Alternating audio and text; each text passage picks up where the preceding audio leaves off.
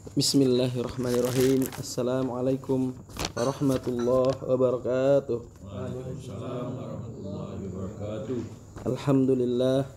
Alhamdulillahi rabbil alamin. Wahdahu wassalatu wassalamu ala asrafil anbiya'i wal mursalin wa ala alihi wa sahbihi ajma'in. A'udzu billahi minasyaitonir rajim. Bismillahirrahmanirrahim. Innallaha malaikatahu yusholluna 'alan nabi ya ayyuhalladzina amanu sallu 'alaihi wa sallimu taslima. Bapak, ibu-ibu, saudara-saudaraku yang dirahmati dan cintai Allah Subhanahu wa taala. Pertama sekali marilah kita memanjatkan setinggi puji sedalam syukur kepada Allah Subhanahu wa taala yang alhamdulillah pada malam hari ini masih diberikannya kita nikmat kesehatan, nikmat iman dan Islam, sehingga kita bisa dikumpulkan di majelis yang dimuliakan oleh Allah ini.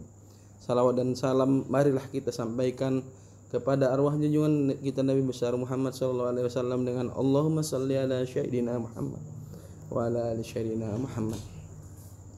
Bapak, ibu-ibu, saudara-saudaraku yang dirahmati Allah Subhanahu wa taala, dari pembacaan ahlikam tadi yang disampaikan oleh Tuan Sandi bahwa seorang salik yang berjalan menuju Tuhannya. Jadi kita ini kan salik ya, seorang pejalan menuju Allah.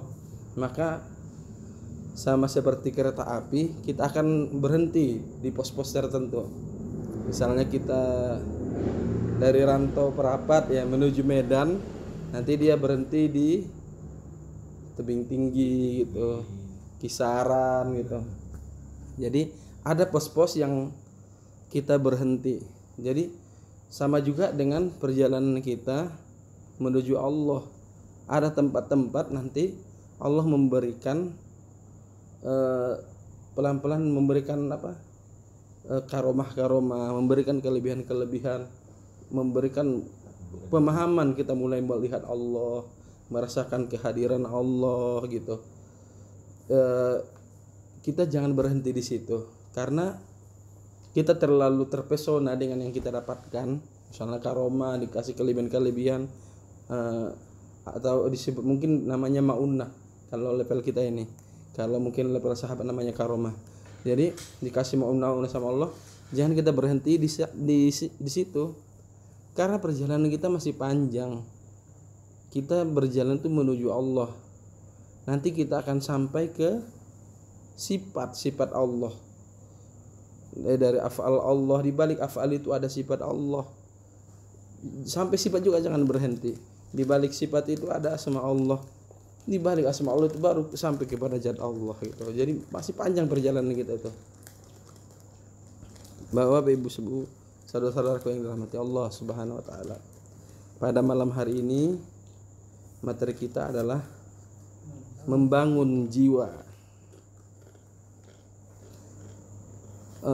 Dalam hadis riwayat Bukhari nomor 52 dikatakan, ingatlah, kata Allah, di dalam jasad itu ada segumpal daging.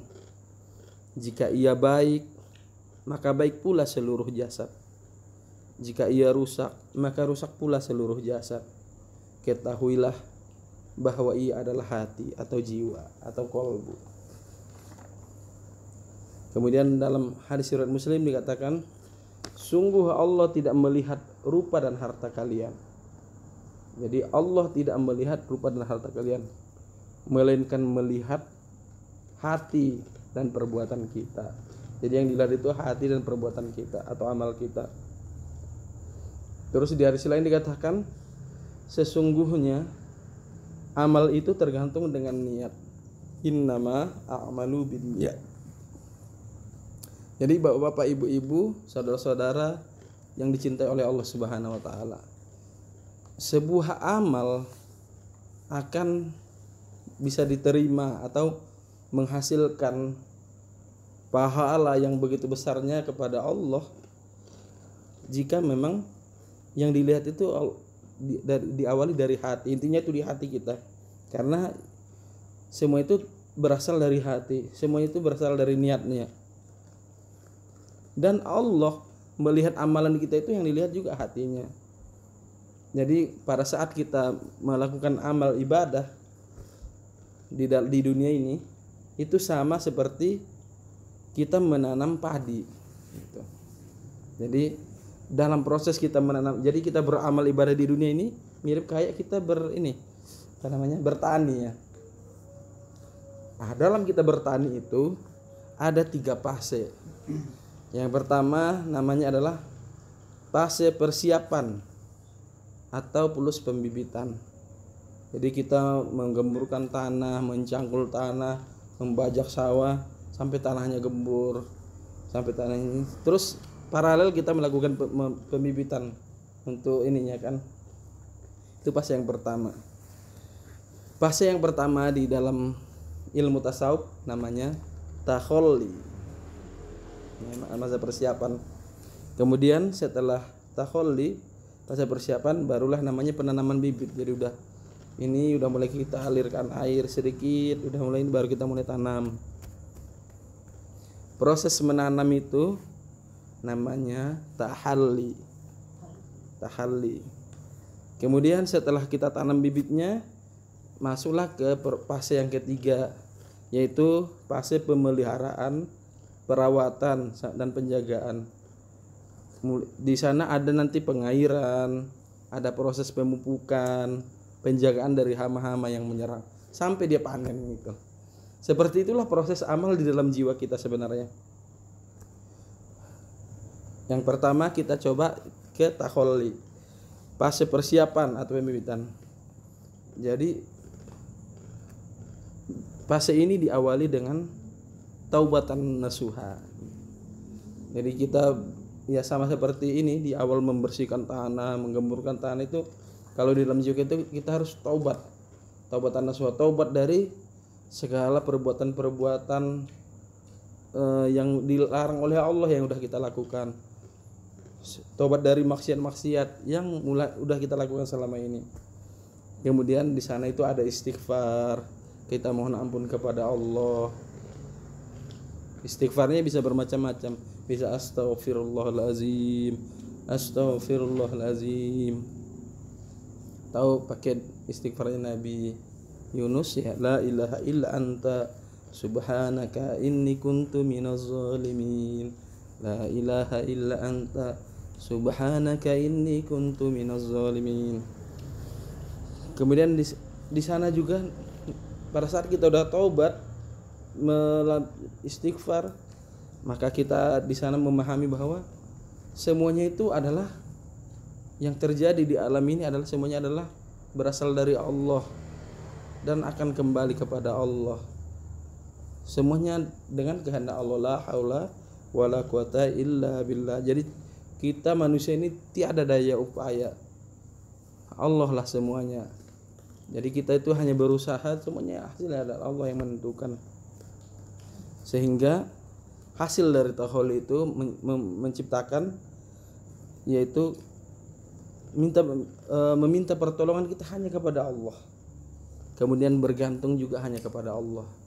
Jadi orang yang udah melakukan persiapan di awal dengan taubatan nasuha, istighfar, maka di dalam diri dia akan muncul sifat jadi minta tolong hanya kepada Allah. Dia nggak ketergantungan dengan makhluk, nggak tergantungan dengan manusia. Terus dia hanya bergantung kepada Allah. Itulah tandanya takhollinya udah ini.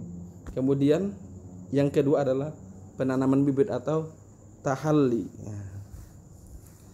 Tahalli itu proses pengisian. Jadi udah kita berharap kepada Allah, pertolongan kepada Allah, wadah kolbu kita itu harus diisi, sama harus dikasih bibit apa ditanam nih. Yang mau ditanam apa ya, ada apa perbuatan kebaikan kita, apa yang mau dilakukan gitu.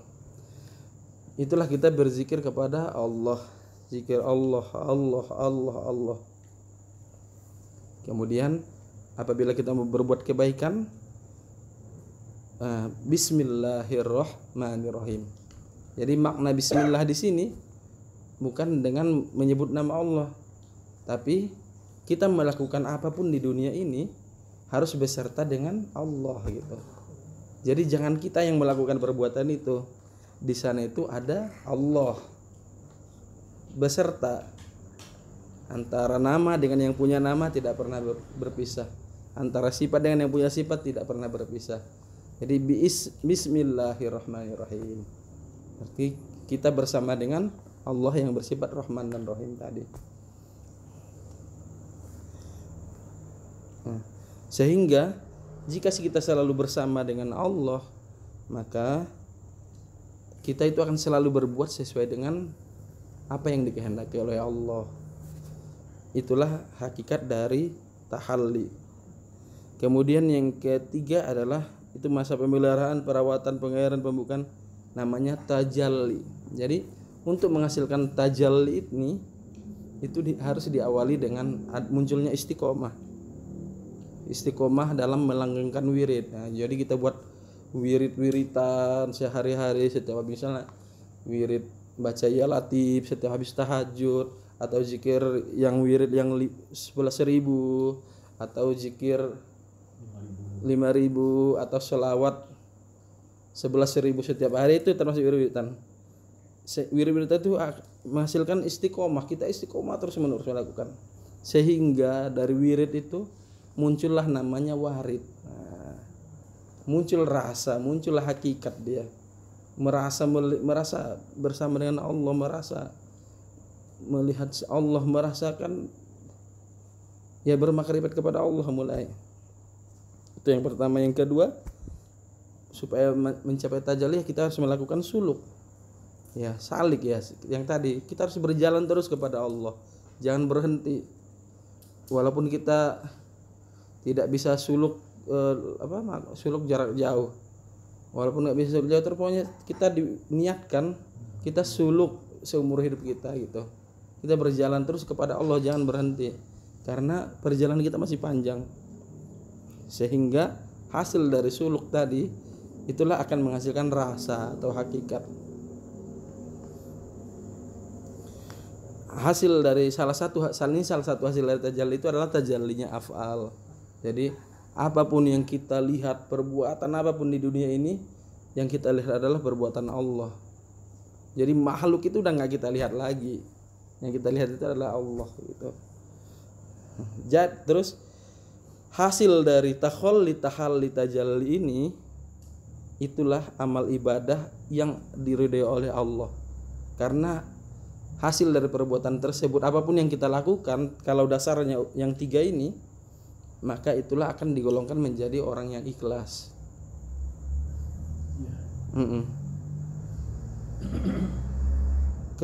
Orang yang ikhlas itulah yang mendapatkan keselamatan di dunia dan akhirat. Kenapa ikhlas tadi? Karena pada saat di tahalli itu sifat-sifat buruk itu tuh dibuang semua itu. Misalnya beserta dengan Allah, berarti kitanya udah nggak ada, rianya hilang gitu, seperti itu. Sifat-sifat buruk kita udah hilang semuanya. Terus kenapa harus ikhlas? Karena memang jaminan Allah di surah Al-Hijr ayat 39-42 itu dialog antara iblis dengan Allah.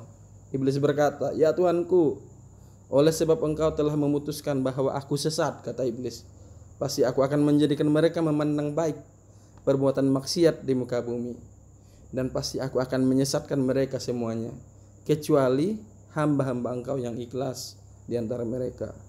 Kemudian Allah berfirman, "Ini adalah jalan yang lurus, kewajiban akulah menjaganya," kata Allah. "Tidak ada kekuasaanmu terhadap mereka kecuali orang-orang yang mengikut kamu." Jadi keselamatan itu sebenarnya kalau dari ini ya Allah juga, Allah yang menjaga kita. Cuman kalau kita belum bergantung kepada Allah, ya gimana Allah mau mengurusin kita kan? Karena kata Allah, "Aku tergantung bersangkaan hambaku lagi. Pada saat hambaku mendekatiku dengan berjalan, aku akan mendekatinya dengan berlari. Pada saat hambaku cinta kepadaku, aku juga cinta kepadanya." Gitu. Mungkin demikianlah sebagai pengantar diskusi kita pada malam hari ini. Kalau ada yang mau bertanya, kami persilahkan. Wabillahi taufiq wal hidayah. Wassalamualaikum warahmatullahi wabarakatuh.